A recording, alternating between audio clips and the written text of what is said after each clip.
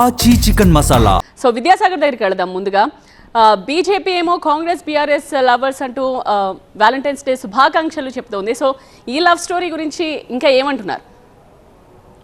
Yes, Valentine's day రోజు దాన్ని కాస్త రాజకీయాన్ని జోడించి పొలిటికల్ సెటైర్లు కూడా వేస్తున్నటువంటి పరిస్థితి మనం ఈరోజు ఉదయం కేంద్ర మంత్రి బండి సంజయ్ మాటల ద్వారా చూసాము. డెఫినెట్గా రాష్ట్రంలో 3 ప్రధాన పార్టీలు ఉంటే మిగతా ఇద్దరిని మరొక పార్టీ డెఫినెట్గా ఆ 2 పార్టీల మధ్య ఫెవికాల్ బంధం నడుస్తుంది, ఒక చీకటి ఒప్పందం నడుస్తుంది అంటూ చెప్తూ వస్తున్నారు. గత అసెంబ్లీ ఎన్నికల నుంచి కూడా ఇదే తంతు కనిపిస్తుంది. ఇప్పుడు కాస్త డిఫరెంట్గా ఫిబ్రవరి 14th మాత్రం ఎందుకు వాడుకోవద్దు రాజకీయాలు అన్నటువంటి కాస్త ఇంట్రెస్టింగ్ కామెంట్స్ తోటే తన ప్రెస్ మీట్ని కేంద్ర మంత్రి బండి సంజయ్ స్టార్ట్ చేసిన విధానం చూస్తే డెఫినెట్గా ఈ పొలిటికల్ వ్యాలంటైన్స్ డే విషెస్ని కనుక చూస్తే డెఫినెట్గా బీజేపీ ఏమో అటు కాంగ్రెస్ బీఆర్ఎస్ తమ చీకటి ఒప్పందాన్ని ప్రేమ బంధాన్ని కొనసాగిస్తున్నాయి. వారి మధ్య ఫెవికాల్ బంధం ఉంది. అంతేకాదు ఇక్కడ ట్రయాంగిల్ లవ్ స్టోరీ నడుస్తుంది రాష్ట్రంలో. కాంగ్రెస్కు బీఆర్ఎస్కు మధ్య ఈ ఎంఐఎం పార్టీ ఇటు కాంగ్రెస్ తోటి అటు బీఆర్ఎస్ తోటి కుమ్మక్కవుతూ వస్తుంది. ఇద్దరు భుజాల మీద చేసి ఇటు కాంగ్రెస్తో సంసారం చేస్తూనే అటు బీఆర్ఎస్కు కన్ను కొడుతున్నటువంటి పరిస్థితి కనిపిస్తుంది. డెఫినెట్గా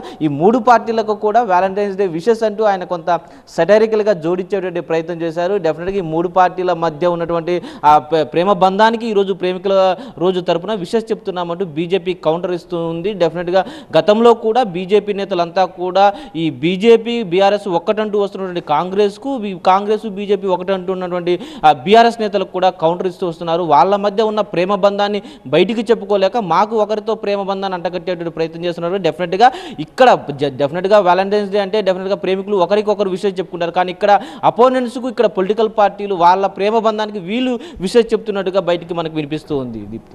రైట్ విద్యాసాగర్.